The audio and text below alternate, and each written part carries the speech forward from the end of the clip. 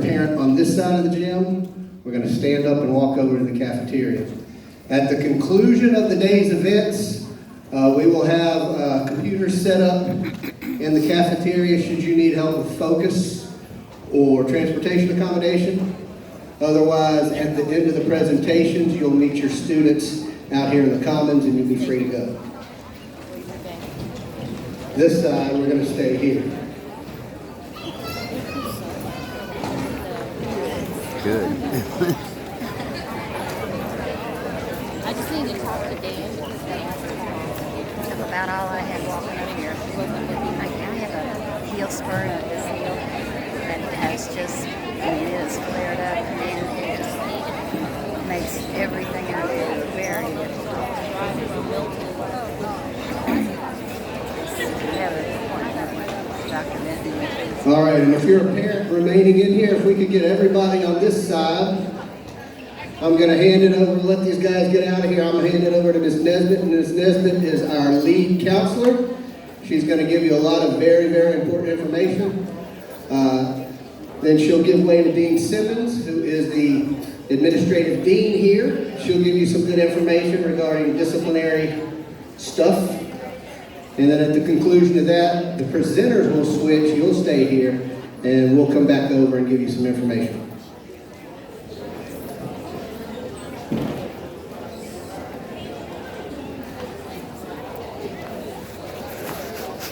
Okay, good morning. We're on a timer, so I'm giving them a few minutes to get out because we need to change at the same time.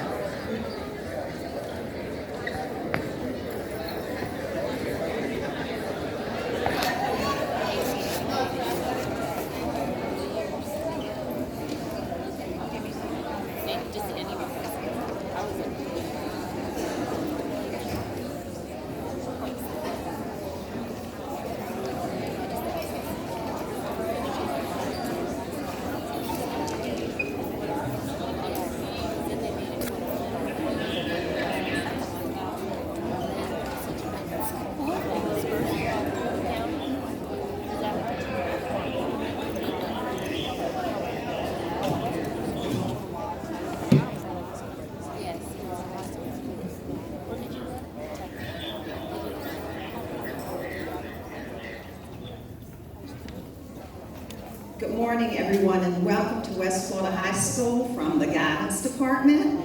As was mentioned, my name is Marvetta Nesbitt. I'm the lead counselor here, and thank you, former student. We service our students on the basis of their last names. So if your child's last name begins with the letters A through G, Mrs. Stallworth Ridgeway will service your student. H through O, Mrs. Tammy Connors, and P through Z, that's me, Mrs. Nesbitt. The best way to contact us is through email. Our administration has given us 48 hours in which to return an email or a phone call. Most often it's much quicker than that, but sometimes during the busiest times of the year it takes a little bit longer. Our primary purpose as guidance counselors is to ensure that your student graduates from high school. That's the primary role and responsibility of the guidance counselor. In addition to that, academic counseling, we also will help with the post-secondary transition, which means that we're going to provide your child with information on college, if they're interested in going on to college, or the military, if they're going into the military, or directly into the workforce. We can help with any of those areas. In terms of information for college, we will help them with college scholarships to provide that information. Typically, that information is provided through the senior Google Classroom. You will find that at all grade levels there will be a Google Classroom. So your ninth graders will have a Google Classroom. And in that Google Classroom, you will find valuable information. Mrs. Angela McFarland, who is one of our business teachers here, she will talk to you about Google and how to access that classroom. We will invite recruiters from all over the state to visit West Florida for college visits. This typically happens in your student's senior year, where they will have the opportunity. They can request that we invite certain schools, but we have, up through COVID, we had a regular group that would attend yearly. University of Florida, Florida State, Central Florida, of course, our schools here in town, UWF, which has wonderful programs. But we will invite these groups to come in, and your student can get direct information from them. We do host what we call I coined it a college application day, where I will invite universities to come in. Students will actually fill out their college application with those recruiters. At one point, they provided instant decisions. We'll just have to see how it works going forward with COVID. Some provides rolling decisions, and others have like a college acceptance date where they'll provide information to you. The seniors will also, as seniors, when your child gets to that point, they will also be allowed to have 3 college visits where there are unexcused absences for them to actually go out to the college campus and do the tours and receive information. In terms of the military, we do have recruiters that we will invite on our campus. Typically, we will ask that you give permission for your student to meet with a recruiter. If you prefer that they don't, then they won't need to do that. We'll tell them that they will need to contact you at home. In terms of mental health and well-being, we do have a mental health counselor that is hired by the district. So if your child is experiencing mental health issues, contact their guidance counselor, and then we can make a referral to that mental health representative. That is done here on our college campus. If for any reason you need to have a teacher conference, the teacher conferences are scheduled through Mrs. Jackie Roper. She is the guidance secretary, and those take place at 7:45 in the morning. So you will need to rearrange your schedule to be able to meet that time frame.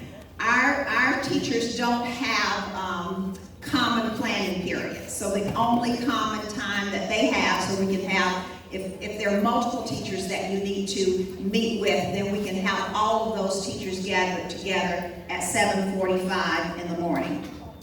I want to emphasize that regular attendance is critical for good grades. One of the requirements for your child attending West Florida High School was that they had to have good attendance. And that expectation will remain for the full time that your child attends West Florida.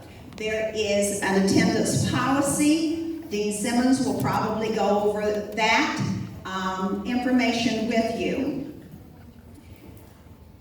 In terms of scholarships, there are thousands of scholarships that are available for students. Most of them are competitive. Typically, they depend upon your child's grade point average and test scores, and they're competing with other students. But there is a scholarship that is common to our students who attend school in Florida. It's called the Bright Future Scholarship. Yes. I like to emphasize this particular one because every student in here has the opportunity to get one of the Bright Future Scholarships. They're not competing against any other student.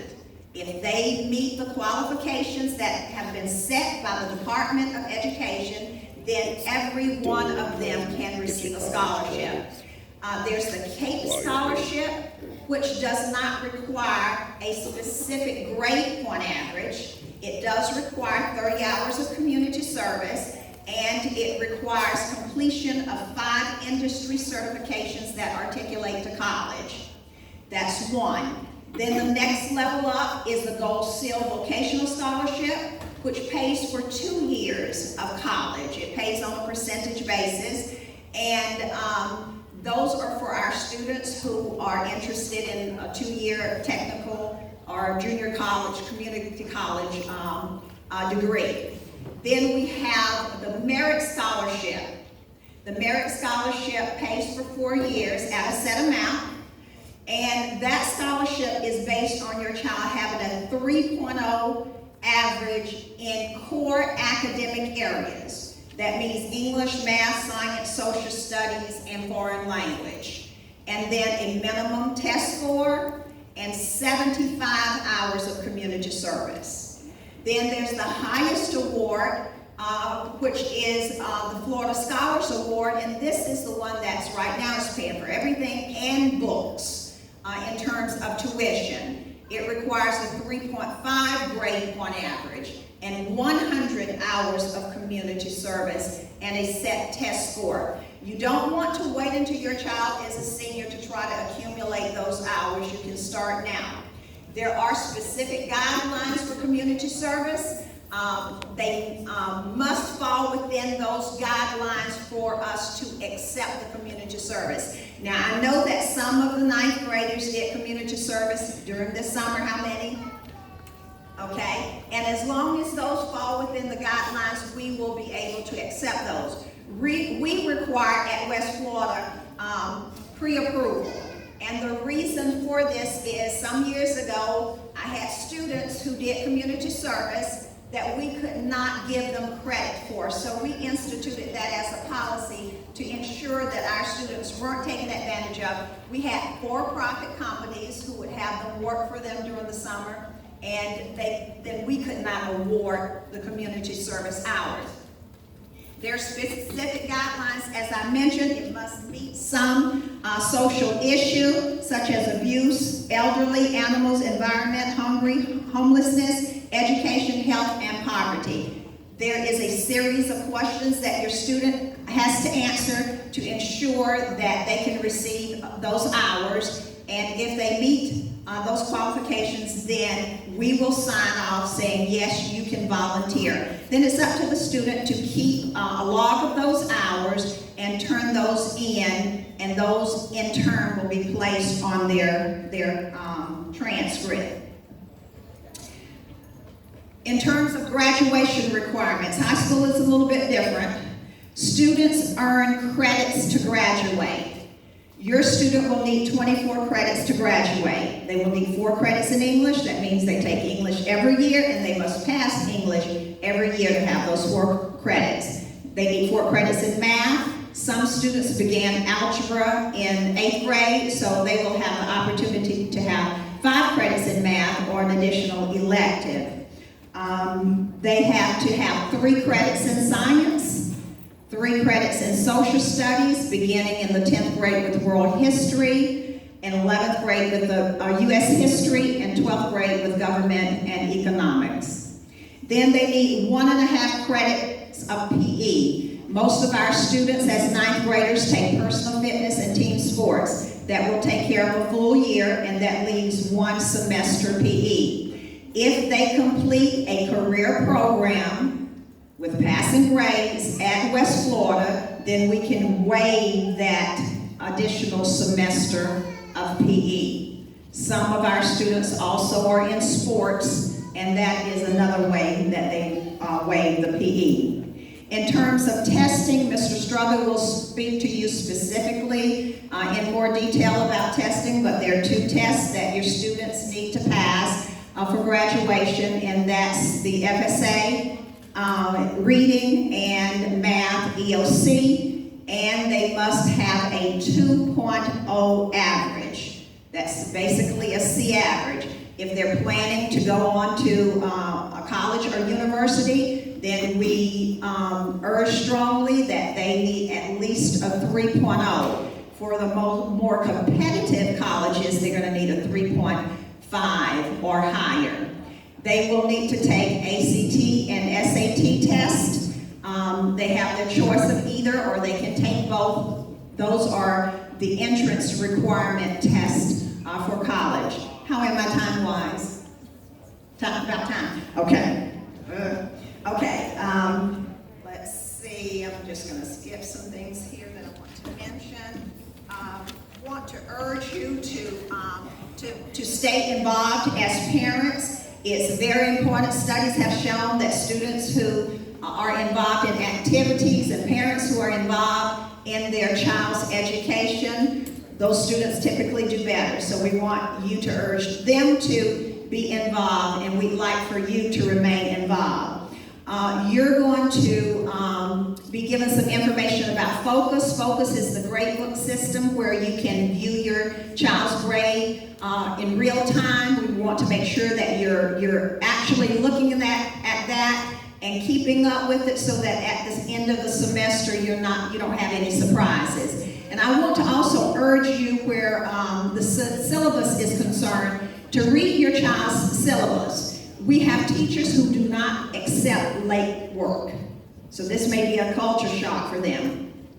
We have teachers who are very rigid, and that's not necessarily a bad thing, because life can be rigid sometimes. So we're teaching them life lessons. So know what's required for each one of your teachers. If you're having a conference and you say, well, I didn't know such and such and such, they'll pull out the syllabus that you signed and it says right here, I don't accept late work. Okay, so you need to know what's required of each of those teachers, and the best way to do that is to make sure you don't just sign the syllabus, that you read the syllabus. I'll need to cut off at this time. We will be planning to host some evenings where we can meet with individual grade levels, and during those meetings I'll be able to give you more information. Mrs. Simmons. Good morning, I'm Dean Simmons. I deal with all things discipline. I do all things discipline, and I try not to have to do discipline if it's not necessary. One few things I want to touch on. First off is dress code. We do enforce the dress code here. So if it's written in the Students' Rights and Responsibility Handbook, then that is what we adhere to. So if a student wears leggings, then they must have on a blouse that extends to the length of their longest fingertip, which means when they relax their hand down by their side, if they have long arms, then that may not work for them. It just may not work. That means shorts, skirts, whatever they wear, it has to extend to the length of their longest fingertip. Otherwise, you get a phone call from me aggravating you at work because either I need a change of clothes or they have to sit the day out in the ISS room. So, if it looks questionable to you when they get ready to walk out the door, just go ahead and have them change. And if they say, well, I got a backup outfit in my book bag, well, that means they already know they're out of compliance. So just have them to put on the backup outfit. Spaghetti straps, they cannot wear spaghetti straps openly, but if they have it on, they have to have on a cardigan, something covering it up. Anything transparent, we shouldn't be able to see what you have on under your top cover. So if whatever shirt they have on, low-cut blouses are not allowed, tank tops. Again, if it doesn't have a sleeve, doesn't drop over the shoulder, then they should not have it on unless there's a covering over it. Okay, so again, they show up, oh, I got a jacket in my book bag. Well, okay, right after I process your referral, you can put your jacket on. Because you knew coming in that you were out of compliance and you wanted to see how far you could get without getting in trouble. But when I see them, I call them in. So just, again, if it looks questionable to you, go ahead and have them to change it up. Inappropriate graphics on the shirt, anything that represents drugs, sex, violence, gang, anything of that nature, they're not allowed to wear. Playboy, a lot of them say, I don't know what Playboy is. Yes, you do. You know what that little bunny stands for. Don't wear that. Turn it inside out. So yeah, we don't do Playboy.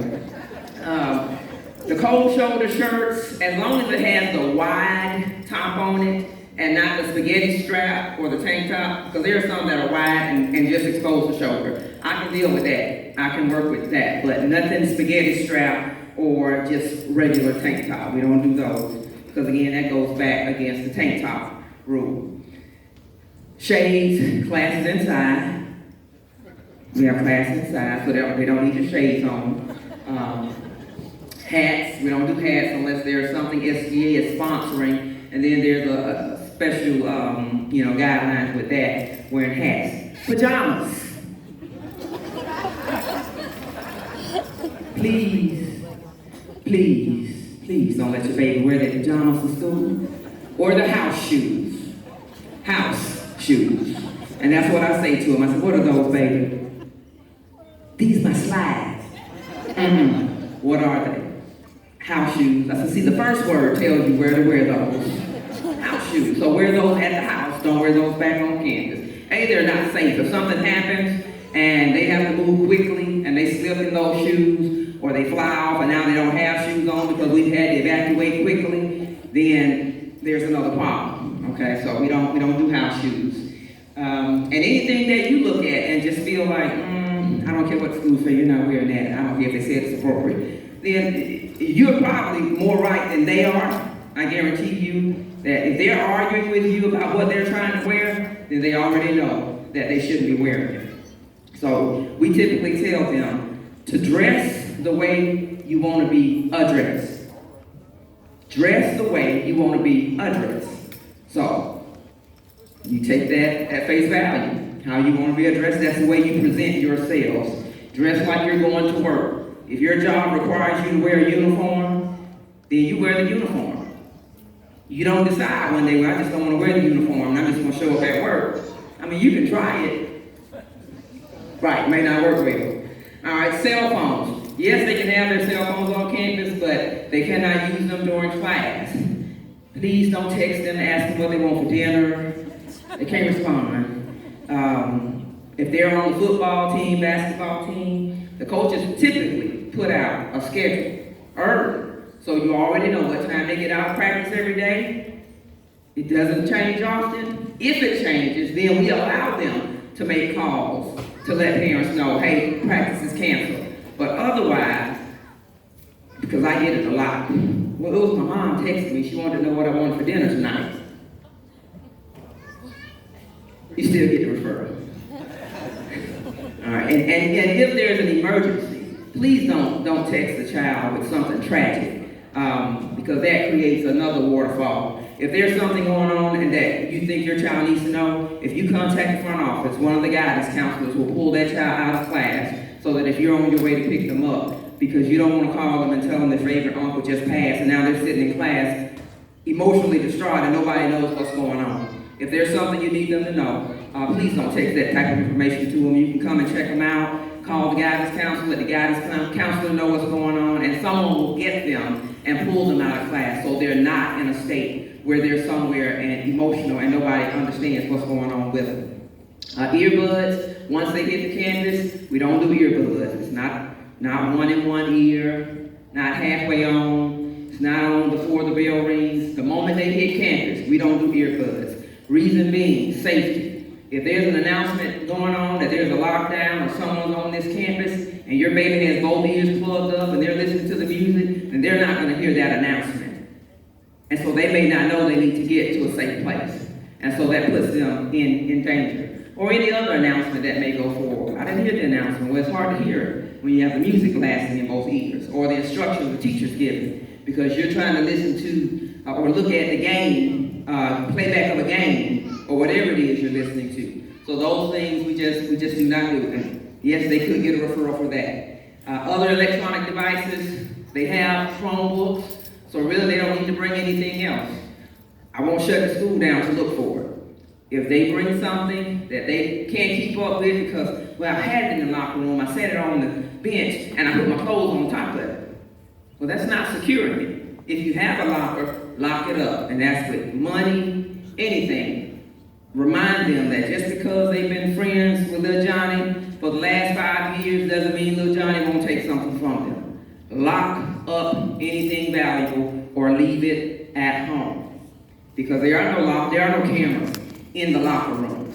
And there are plenty of students in and out of the locker rooms. So, best advice I can give you, if you don't absolutely need it for school, education purpose, leave it at home. Or if you bring it, lock it up in the locker. And don't preset your lock so that all someone has to do is go and pull it down and open it because you didn't want to put the 3 digits in when you came back in. go ahead, lock it. A lot of things come up missing because students do just that, or stuff it in their backpack. Well, it was down in the bottom of my backpack, but your backpack was sitting out in the open floor. And you had shown several people what you had. So somebody's always out to get you, so be careful with that. No eating in the classrooms. We work hard to try to keep our campus clean. We eat in the cafeteria. I think we will go back to our break. Unlike most campuses, we have a break after the first block because we're 90 minutes. So after the first 90 minutes, there's about a 10-minute break that they have, gives them opportunity to use the restroom, get a quick snack, something to drink before they go on to their second block of the day. After the second block, they're going to lunch. And then after that, after lunch, you go to your fourth block, which is only about 65 minutes long. So really, they should never be late going to their second block class because technically you have 15 minutes to get to that class. So if they're late going to their second block class, that means they were doing something they didn't have any business doing. They were somewhere they shouldn't have been, because you can get a snack, bring a snack, whatever, and make your way to that class, use the restroom so that you're there on time.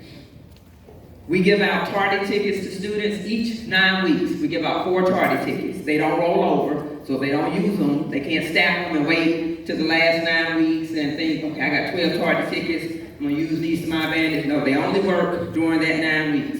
And they're only good for the first 4 minutes. So if they're 5 minutes or more late, then they need to have a pass from an administrator, another teacher, or they're considered out of area, and then they get a referral. Now, again, we'll give them the first 4. Once they get those four tardy tickets, if they show up the next day and they left the tardy tickets at home, the teacher's going to put in a referral, because we've already given you your get out of jail free cards, and you have 4 of them. So it's their responsibility to make sure I would say put them in whatever, because some kids do odd and even day book bags.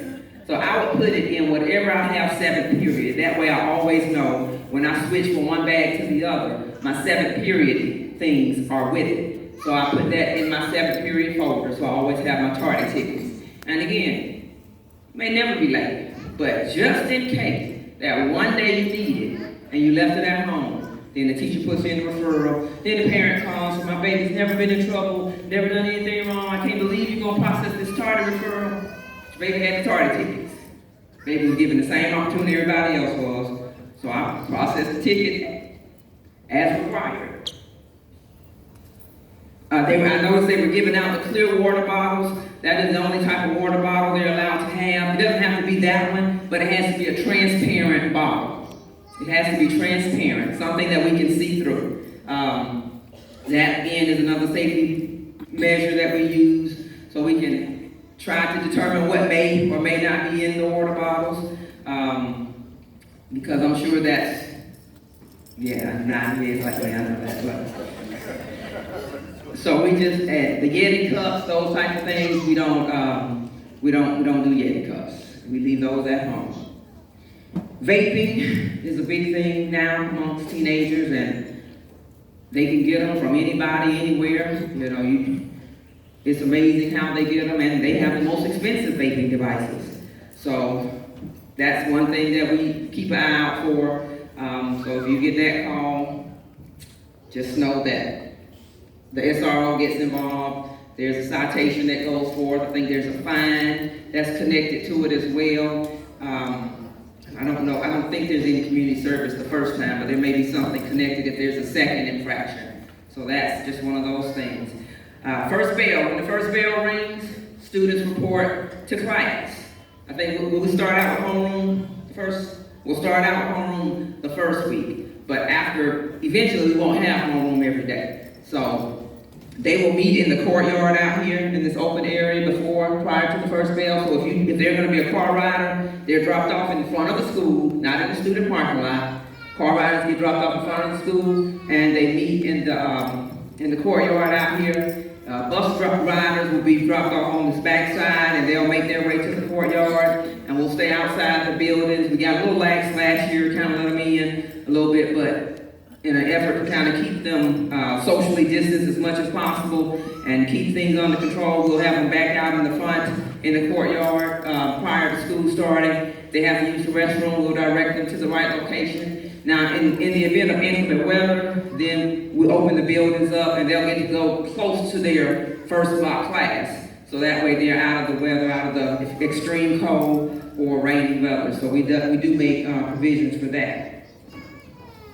No self-medicating. So over-the-counter medicine, students cannot have in their possession on campus. So, you know, if baby has a headache and she asks her friend for a Tylenol, and that child gives her a Tylenol, then they're both in trouble. And they end up in in-school suspension. So the best thing to do is fill out one of the forms for the clinic, and she can give Tylenol and certain things, but no student is allowed to self-medicate unless you have an inhaler, and even with that, there's paperwork that goes with it. I think there's some for diabetic students, there's some provisions made for those, but even with that, they have a location they have to go to administer those things. So unless they have filled out the proper paperwork, then they should not be self-medicating. If they have an issue, that medication needs to be given to the clinic so that it can be given correctly so that no problems go forward. Because if the drug dogs happen to come in, and let's just say they hit on somebody next to your child, and we have to search that bag and we find Tylenol, well then now we have to process that child for having over-the-counter medication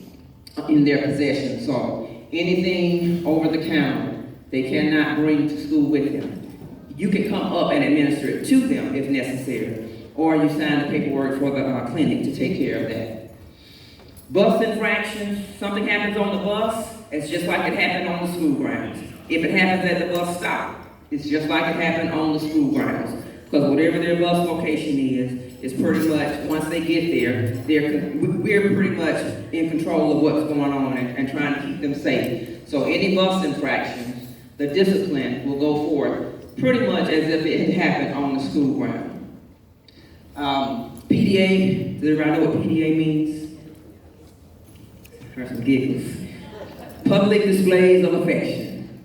Now, yeah, you know, get to high school and now we're in love and the world is bright, the birds are singing, but we're not touching. So we're not touching. We don't do the hand holding and, you know, listen, I don't know what the nature of your relationship is. Well, this is my cousin. I don't know your cousin. Keep your hands to yourself. That way, everybody stays safe. And I tell the boys and girls or the couples, like, listen, y'all start out holding hands. And then you want to hug. So then we start getting real touchy feely. So then the next thing you know, I'm putting you off from campus indefinitely. So because you can't control the beast inside of you that you just awakened. So let the beast stay asleep on my campus. Because it's not going to work. And that's just what I tell them. So you're not ready for what you're waking up inside of you. So the best thing to do is to let it rest. Keep hands to yourself. Let's not let those hormones start taking control and we lose our way, because that will get you put out of West Florida High School. Checking in and checking out. If your baby is sick or if you're just nervous once they first hit campus and they're texting you, please come check me out, I don't feel good. Your response would be, A, put your phone up, go to the clinic. Because if they sign out sick and they haven't gone to the clinic, then we start asking questions. Well, how'd your mom just know to come pick you up? So you're texting in class, and then I tell them, well, here's the health problem. If you go into the restroom and you're really sick and you pass out and nobody knows you went in there to text your parent and you didn't quite get that text off, and now you're unconscious in the bathroom in the stall. So now your parents are upset with us because we should have known you went in the bathroom to text them. So, but that's not quite the way it goes. If you're not feeling well, let your teacher know. So your teacher can send you to the clinic. Because that way, if you're contagious, whatever it may be, flu, pneumonia, whatever it is, COVID, whatever, we need to be able to keep a track so that if someone else gets sick, then we can say, okay, this is not related to that. And we can keep, everybody else safe and healthy. Again, a lot of them will be nervous. 90-minute classes are going to be completely different for a lot of them. And it's okay, they'll adjust. If you kind of raise the helicopter up off of them a little bit, because you got to let them fly. At some point, you got to let them go. And You send them to school, so they'll be okay as long as they adhere to the guidelines that are put forth in the Rights and Responsibility Handbook. They'll be fine. Again, just make sure, because that's an unnecessary referral. Just go to the clinic. Let the clinic call your parent, and then you can decide. You know your baby better than anybody, and when you hear their voice, you can decide whether, okay, something's really wrong, or nah, you just still trying to adjust. Go back to class, suck it up, buttercup. You'll be all right. Okay. So just put your phone up, ask the teacher if you can go to the clinic, and then you don't have to worry about that referral. Keep your tardy ticket so that you don't have to worry about that referral. And as long as they do what you've taught them to do at home, then they don't ever have to visit my office. They can walk right past my office, wait, and keep moving. Are there any questions? Now, let me say this about transportation. I understand that your babies can't drive to school. I understand that maybe your job doesn't let you off work in time for you to get your baby here on time. But the district has a rule. And if your baby is late, then there are consequences that go with that. This is a school of choice. That means that you've chosen us, and we're glad you chose us. And we're glad to have your child here. But we have to have them here on time every day in order for them, A, to get the instruction that they need, and B, so that they can be more comfortable with getting acquainted with being on time, being timely, not just for school, but in their everyday life. If buses are not guaranteed for our students are picked up at what we call trunk routes. So they're picked up at other local schools. There may be room on the bus, there may not be room on the bus. And if you're telling me, well, I keep trying to get on the bus, well, you knew coming in that there was a possibility you couldn't get your baby on the bus. So if you know that your baby's gonna be 9:30, 10 o'clock getting to school every day, as much as you want them here, this may not be the place for them, because now they're missing instruction every day. So you have to make sure that instructional-wise, you're doing what's best for your child. So make sure that transportation lines up with what you need it to. If you have not, go on the district web page, fill out the transportation request for a bus.